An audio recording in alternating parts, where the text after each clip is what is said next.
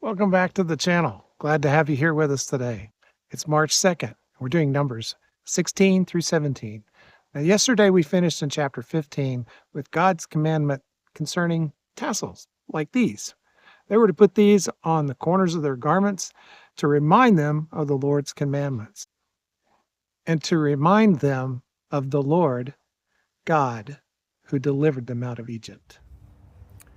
Today we're in chapter 16. And once again, rebellion raises its ugly head. Korah, a Levite, along with Dathan and Abiram, who are Reubenites, they stir up the people, and they drafted 250 chiefs, well-known men, to support them in a rebellion against Moses and Aaron's authority and leadership of the people. And they said to Moses and Aaron, "You've gone too far. All of us are holy. We're just as holy as you, and the Lord's among us as well. You've exalted yourself above the assembly of the Lord." Well, Moses falls on his face, which is just another way of grieving when he heard about all of this. And he says, "You grumble not against me and Aaron, but you grumble against the Lord." Then Moses calls them for an assembly, all these rebels together, but Dathan and Abiram, they couldn't be bothered. They wouldn't even show up. They just ignored Moses' request. So Moses asked the Lord not to respect their offerings. Well, the next day, Korah and 250 men, they were to bring their censers and to put fire on them and to lay incense on it and offer it before the Lord and stand at the tent of meeting at the doorway. Aaron was to do the same thing as well. The glory of the Lord appeared before the whole congregation, and Moses told everyone else in the camp, "You might want to step back from these guys, put a little distance between yourselves and them. Things may not go well." So Moses said, "If these men die the same way all men die, then you'll know that God has not sent me. But if the ground should open up and swallow them and then cover back over them, then you'll know it's God who has sent me." And as soon as he finished speaking, the ground opened up, swallowed Korah, Dathan, Amram, all those people that were collected around them, swallowed them up in the ground and covered over them, just like Moses said. Then fire came out from the Lord and consumed the 250 men right there in front of the tent of meeting. And there was nothing left but the censers that they had had in their hands. Well, because of this action, those censers had now become holy, declared by the Lord. And he commanded Eleazar, "Go collect all these censers up, beat them into plates, and then put them as a covering on the altar to remind the people." What's it to remind them of? Well, that only Aaron and his descendants are the ones that can come near. But that still wasn't enough.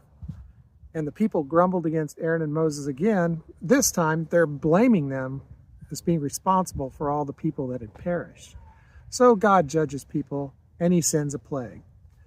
Moses pleads with God, and he sends Aaron out with his censer to stand between the plague and the people to keep it from spreading and to put it in check.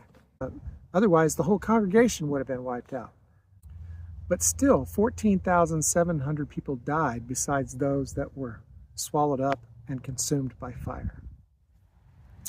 In chapter 17, God decides to show the people once and for all who he has chosen to serve him as priests and put an end to all this grumbling.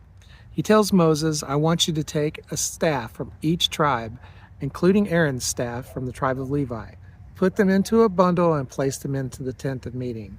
The one that buds flowers and produces almonds, that's the one that the Lord will choose." And sure enough, Aaron's staff is the one that buds and blossoms and has almonds.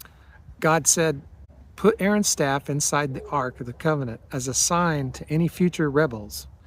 Again, no one who is not in the line of Aaron is to approach or come near God, lest he'll die. So what's the lesson to us in all of this? Well, first of all, God takes very seriously anyone who challenges his authority. He's shown the people from Egypt all the way to this point in time that Moses and Aaron were the ones that he selected. Moses as leader and Aaron as the priest. We also might conclude that we should be very careful to challenge people in authority over us.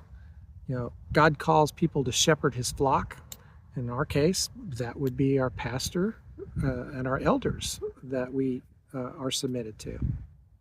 And although the veil was rent, when Jesus went to the cross and made access for all of us to go directly into God and to approach him, we should still be mindful that God is the one who establishes those who are called to lead us. But I think perhaps the biggest lesson in all of this, that would be to pay close attention to what God has commanded us to do. Not only that, but to do it like he says to do it. Anytime we attempt to usurp God's authority or any of his commands, well, let's just say it doesn't have a good outcome. So I challenge you today, look into your heart and look and see if there's anything that might be hindering you from obeying God and following where he's leading you to go. Think about that today. Thanks for being here on the channel, and I hope you'll return tomorrow, and we'll see you here next time on Set Sail with Grace Harbor.